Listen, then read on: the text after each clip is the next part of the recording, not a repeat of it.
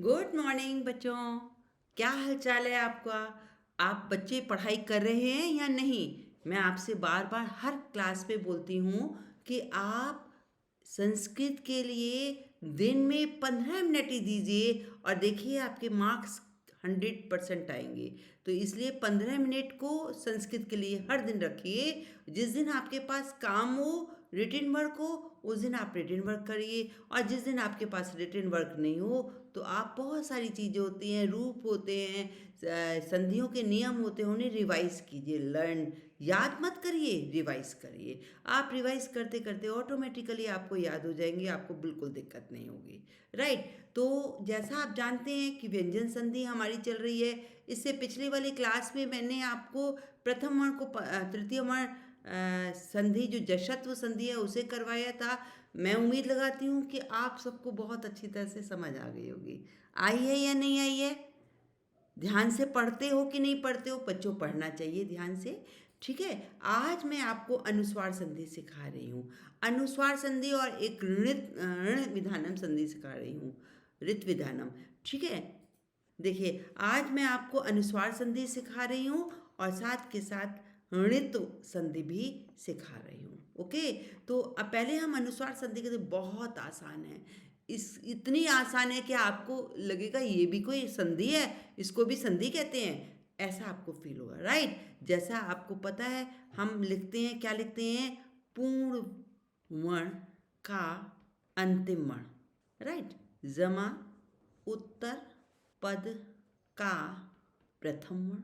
ठीक है। ये तो लिखा ही जाता है। अब ये देखिए, पूर्ण वर्ण का अंतिम वर्ण क्या होना चाहिए? आपका म होना चाहिए। ये क्या होना चाहिए? म होना चाहिए। यानी आखिरी वर्ण जो पूर्व पद का, वो म होना चाहिए। पीछे क्या होना चाहिए? उत्तर पद में क्या होना चाहिए? कोई भी व्यंजन, कोई भी व्यंजन, बस कोई भी व्यंजन। क्या करना है? बहुत आसान। इतनी आसान संधि कि मुझे सिखाते हुए भी लग रहा है कि क्या सिखाऊं आपको मैं, है ना? ये क्या हो जाएगा? म को अनुस्वार, ये ऐसा म बन जाएगा। बस खत्म, और कुछ भी नहीं है। राइट। तो चलिए मैं आपको जैसे सिखा सिखा देती हूँ, उदाहरण सिखा रही हूँ। पहला उदाहरण लेती हूँ, जैसे रामम जमा ग्रामम है, तो इसका क्या बनेगा? इसको कर म है अंत में, तो इसका क्या हो जाएगा? जब हम इसको किस में, इस साइन में बदल दें। क्यों? क्योंकि आपके पास व्यंजन आया है, ग आया है ना? पीछे आपके पास क्या है? ये क्या है? आपको मैं यहाँ पे भी दिखा दे रही, ये हमारा व्यंजन है। और कौन सा व्यंजन है? ग। राइट। अब देखिए, ये बनेगा रामम ग्रामम। बस हो गया। ये संधि आसान है बहुत ज़्यादा। ठीक है।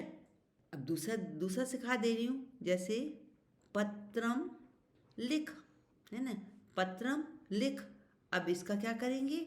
ये आपका क्या है? अब ये देखिए, यहाँ पर क्या है हमारे पास? म। ठीक। पीछे हमारे पास क्या आ रहा है? ये व्यंजन जो आ रहा है वो ल आ रहा है। ठीक है। अब ये ल व्यंजन है, तो इसमें माँ को क्या हो जाएगा? अनुस्वार। ठीक है। तो यहाँ हमारा हो जाएगा पत्रम लिख। क्लियर?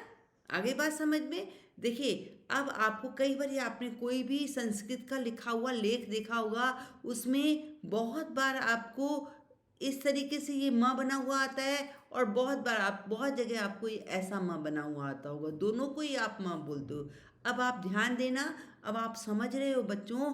अगर अगर पीछे व्यंजन होगा तो हमारा ऐसा वाला इस प्रकार से म लगेगा, अनुस्वार के रूप में हम म लगाएंगे। और अगर हमारा पीछे स्वर होगा तो हम, हमारा म ऐसा ही लगेगा, फिर परिवर्तन नहीं होगा। व्यंजन से परिवर्तन होता है, स्वर से परिवर्तन नहीं होता है। अगर हमारा, जैसे मैं आपको वो भी बताऊंगी, जब कर लूँगी तब आपको बताऊंगी कि, क्योंकि वो हमारे अनुस्वार में नहीं है, लास्ट में, फिर भी मैं आपको बताती हूँ, है ना? अब आप देखिए, एग्जाम्पल नंबर तीसरा दे रहे हैं। अब तीसरे में हम जो चल रहे हैं, ये देखिए, पाठम पठति। आपको पता चल रहा है ये दो शब्द हैं, इसमें व्यंजन लगा हुआ है। जब हम इसको विभक्त करेंगे, अलग अलग पद बताएंगे, तो ये अनुस्वार जो है म में अपने आप चला जाएगा जब अलग अलग हो जाएगा, क्योंकि ये अनुस्वार इसलिए बना है क्योंकि पीछे व्यंजन मिला हुआ है ऐसे। तो हमारा क्या बन जाएगा यहाँ पे, पाठम जमा पठती। क्लियर है ना। अब ये देखिए, ये यहाँ पे अगर हमारा कोई भी आता है, देखिए अगर हम एक देते हैं आपको, निवेदनम, निवेदनम, निवेदनम अस्ति, ये एक शब्द है, एक पद है, लेकिन हमने इसमें म अनुस्वार वाला लगाया है। क्यों? क्योंकि पीछे हमें स्वर मिल रहा है। यहाँ पर हम ये निवेदनम, ये राइट है आपका। और अगर हम इसको ऐसे लिखते हैं निवेदनम अस्ति, तो ये हमारा गलत हो जाएगा। क्यों? क्यों गलत हो जाएगा? क्योंकि हम अनुस्वार नहीं लगा सकते हैं। क्यों नहीं लगा सकते हैं? क्योंकि हमें पीछे स्वर मिला है, व्यंजन नहीं मिला है। और इसी तरह से अगर हम लिखते हैं पाठम, पाठम पठती, तो ये रॉन्ग है, क्योंकि पीछे ये म नहीं लगा सकते, क्योंकि पीछे हमें व्यंजन मिला है, ये गलत हो जाएगा। और हमें क्या लगाना होगा, पाठम पठती, ये हमारा राइट है। क्लियर?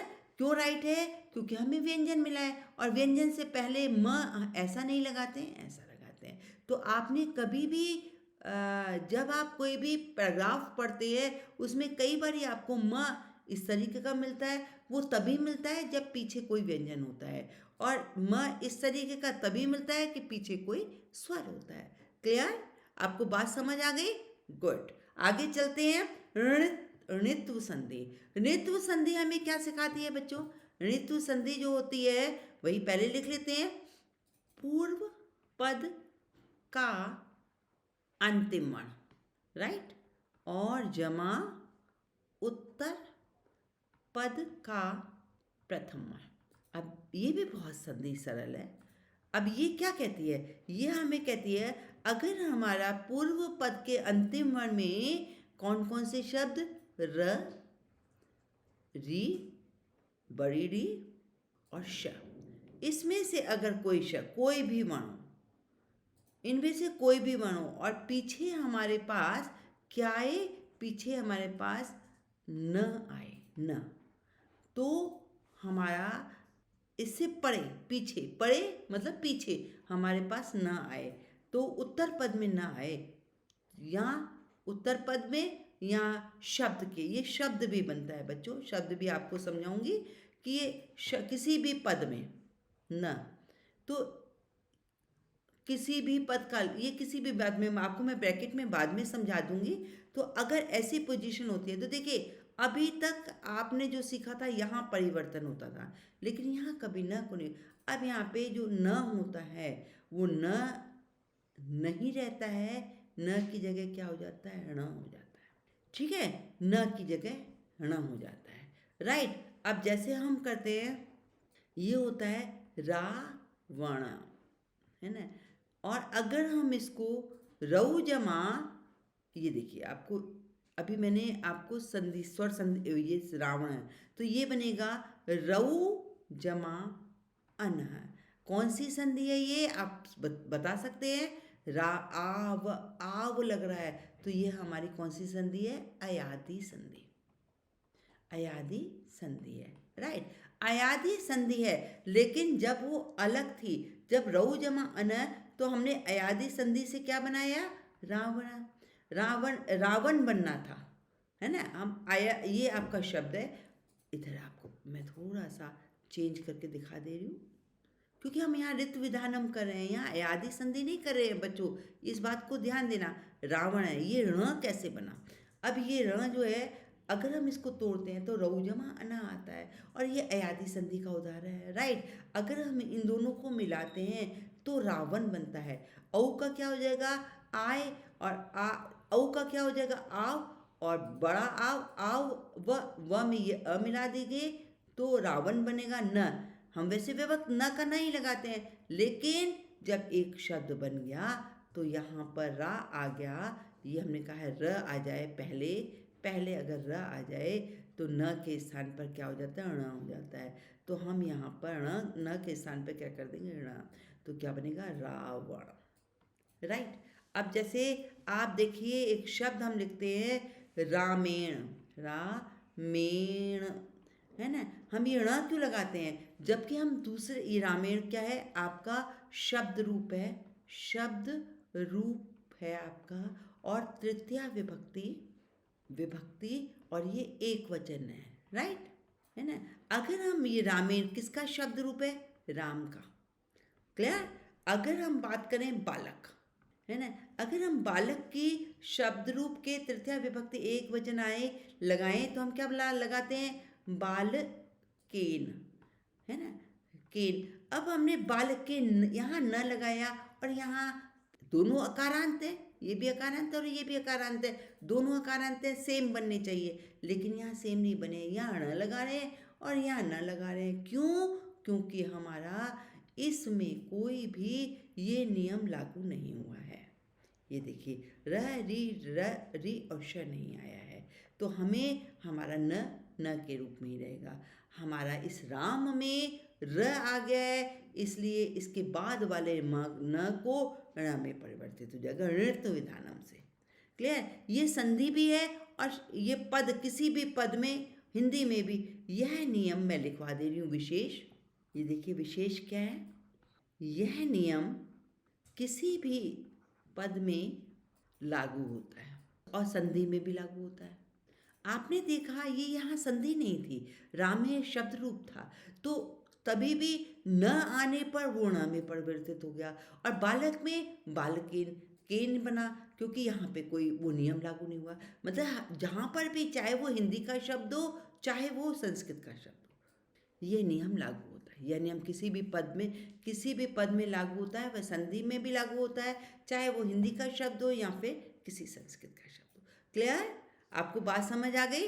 तो चलिए, ये मैंने 2 नियम आज आपको सिखाए हैं, और मैं उम्मीद लगाती हूँ कि आप बहुत तरीके से, सिस्टमेटिक तरीके से आप नोट्स बना रहे होंगे। बहुत आसान तरीके से मैं सिखा रही हूँ, और अगर इसके बावजूद भी आपको कहीं दिक्कत हो रही है, कहीं परेशानी हो रही है, तो आप कमेंट बॉक्स पे जाके अपने कमेंट्स डाल सकते हैं, या फिर फ़ोन करके, कॉल करके भी आप मुझसे डिस्कस कर सकते हैं। मैं आपके हर पॉइंट का, हर प्रॉब्लम का, एरर का आपको जवाब दूंगी। राइट? तो चलिए, मैं ये यहाँ यही व्यंजन संधि के अनुस्वार संधि यहीं पर विराम लगाती हूँ, और यहाँ पे ऋत्व संधि भी लगाई है मैंने, ऋत्व संधि भी बनाना सिखाई है। ओके, तो चलिए नेक्स्ट क्लास लेके मैं आपके पास बहुत जल्दी आऊँगी।